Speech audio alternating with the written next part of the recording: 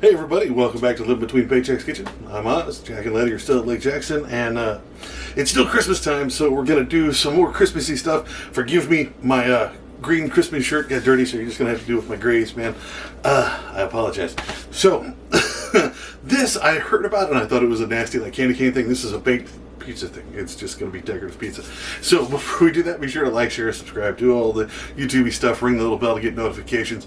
Check out our link for our merch down in the Tubely Tube, and it's down in the description. We got these, we got oven mitts, we got fake hands, we got pot holders, we got flippers and spatulas and spoons and all kind of stuff. Be sure to check that out. And let's just get into it, man. Okay, ruthlessly simple, hard to execute. You're going to need one roll of these crescent things. I got two just because I don't have a use for the rest of this stuff, so I'm just going to do a lot of them. You're going to need some mozzarella cheese, pepperoni, if you're into the pepperoni stuff, whatever you want to top your stuff with, and some, what is that, pizza sauce. Sesame seed, again, it's optional. It was in the original recipe.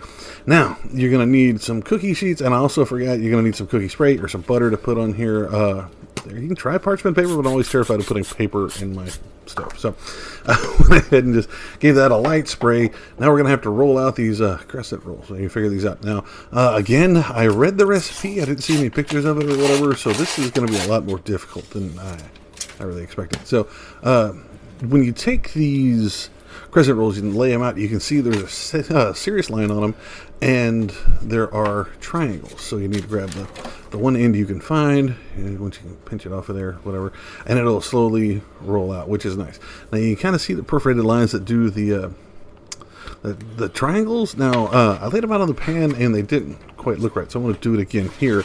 I was told to cut the triangles in half to make even more triangles, and then put the long way against the side of the pan, which turns out that's not a good idea. So the best thing you can do is roll these out and go ahead and cut these. Now apparently these were all for one big peppermint, or sorry, candy cane. I used it and made like 6. So, or with 2 of these things. So I guess I made 3 out of these. So I put that long edge along my grease pan, right? And I don't know, it's a long edge. It's triangle. Like Pythagoras is probably mad at me. And then you want to leave those long points. The long points are the parts you're gonna have to fold over. Again, like that one, I think the point was a little longer. Like I don't know if I put it in the length the right way or the right point. But as long as you get these along this edge here. Again, we're going to have to move them later. If I would have known then when I was recording this, when I was filming it, I would have done it differently. But this is easier to pack. It's harder to tuck. We'll get to the tucking in a minute. So put it on here. You're going to overlap it just a little bit. You want to go ahead and put these on here. Like I said, I made 3, 4 out of one of these tubes. These are a lot of my extras. They all kind of look the same. So get you a spoon, kind of pat your dough together. Kind of get there on the edges. Now it'll blend, it'll mush together, turn into one thing really easy. Now get your pizza sauce. Now you're not going to use all of this. You're just going to use a little bit of the pizza sauce. Get you a spoon and run it on that thick end of it. You don't want it out towards the point, so I'll get to the why in a minute. Save the rest of it for later because you're going to use it as a dipping sauce, which is actually the best way. That's why you don't. It looks like there's a lot of dough here, and you'd worry about it being dry or something. But if you're using it as a dipping sauce later, it's like a breadstick kind of thing. This is perfect. So I went ahead and put this down here. Like I said, it doesn't have to be perfect. It's not going to be pretty. This will be our first attempt at this. Now I've got all these done. Now again, put your pizza sauce aside. You're going to use it for dipping later. Now it's time for the best part, the cheese part. So go ahead and get your cheese open. I had to do it off screen. I was arguing with the bag. Now take your cheese. Again, you want to try to get most of it along that back, that thick side, away from the points, just because it helps with folding and stuff later. But it's hard to over cheese things, which I've discussed in other videos, but this one, you definitely over cheese it. So I just put just a little bit on it, just to pinch it down and try to get in there, fill in where I can, and eat the rest that kind of fell off. Once you get all those done, get them nice and cheesed, make sure your points are still visible. Now it's time for one of the best parts next to the cheese part. It's the pepperoni part. So these are kind of expensive. So I'm going to show you there's 2 different ways to do this. Like you can take your pepperoni, and if you got a lot of time or a lot of money and stuff, you can roll it up and kind of leave one rolled here and just kind of butt them all the way down that way. Or you can do like as broke people do and how to make it stretch, and you can tear it in half, and that'll cover twice as much space, but it won't be as much pepperoni at one point. If you get what I mean. So what I ended up doing was tearing them and coating most of them. I left one rolled. I'll show you in a second when I did it, but go ahead and take your pepperoni. Now, if you have less, you can put more pepperoni than cheese, that kind of stuff. You see the one on the left is rolled, the rest are all kind of torn. Now, there's the hard part. Now, I apologize because my big, stupid hands are in the way, is you want to take those points and fold it over the rest of it and tuck it in and mush it to the dough on the far side. It's kind of a pain in the neck. As I was doing it, as you do more, you get better at it. You get better at it the more you do. So the more you stretch, the more you tuck it in there. I did learn that you can use a spoon now. Kind of tuck it in there, and it'll start to give on this peppermint stick, the shape, you kind of idea to it. It doesn't look great. Like I said, the more you do, the better it gets. So the best thing to do is try to tuck it over, move the cheese out of the way. Now, once you get it in that thing, here, I'm going to show you this. Now, as I was going along, I got a spoon, grab the point, and then use the spoon to move the cheese. The cheese is the part that gets in the way where it's hard to stick it to the dough.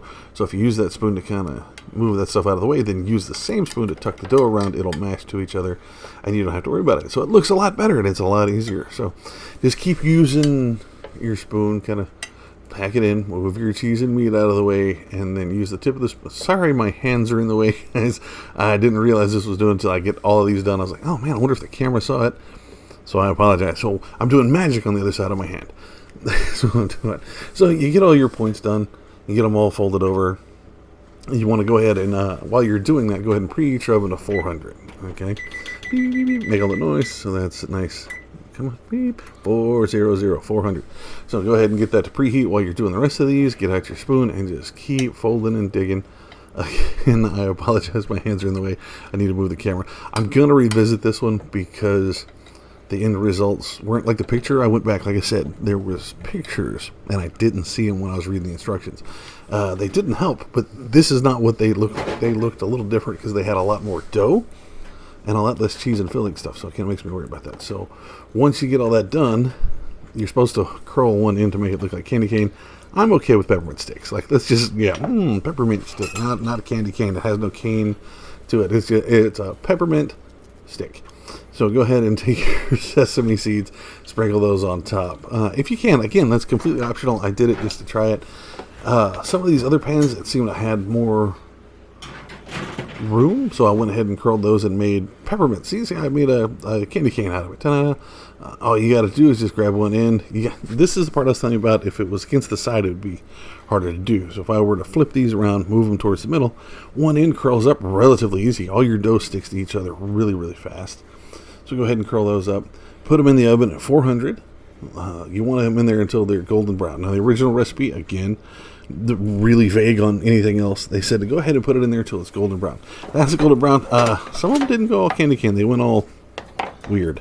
But some of them look really good. You can see my later ones went all candy cane. Some of my first ones are lumpy phallic sticks with peppermint in it. But it's pizza. It's going to taste awesome. It was said to do it for 10 to 15 minutes till it's golden brown. These had to be in my oven at 400 from 18 to 24 minutes, depending on which ones these are. But that's it. It's super easy. It's something you can do if you don't want to just make regular pizza at the house and you got this stuff around. The more you practice, the better it looks. I apologize for the horribleness of this, but it is super cheap, and it is pizza, and it's fed me twice so far, and Zool got a couple of the butt ends of it. But these are really good. Mine look horrible. Yours will probably look better. So if you try them and they look better, let us know. Give us comments for it and stuff. But it was super cheap. I think the pepperoni part was the most expensive thing because meat. But it was well under our $10 budget, and it fed me twice. So that's a normal family of 4 at least once. So give it a try. Try these out. And there you have it, folks. Pepperoni pizza, candy canes, or peppermint sticks, man. Just whatever you want. This was a really hard one. The more I did it, the more they started looking like candy canes. So, like, this was just 2 of the things of the crescent rolls. That's the term I'm looking for. Crescent rolls. And these turned out okay, man. Dress it with whatever you're going to do. If you do it differently, you want to see us try it again and do it better, let us know. Put it down in the comments. We appreciate it. This is for our Christmas stuff, so it's candy canes. Kinda. You can also find us on social media. You can also find us at Facebook, Patreon, and Pinterest. Shout out to our patrons. Thank you very much. You can find us at all of those at Living Between Paychecks Kitchen. You can also find us on Instagram at Living Between, man. I'm going to go try to eat some peppermint stick. Pepperoni pizza. Like, this will be great. I'll catch y'all later.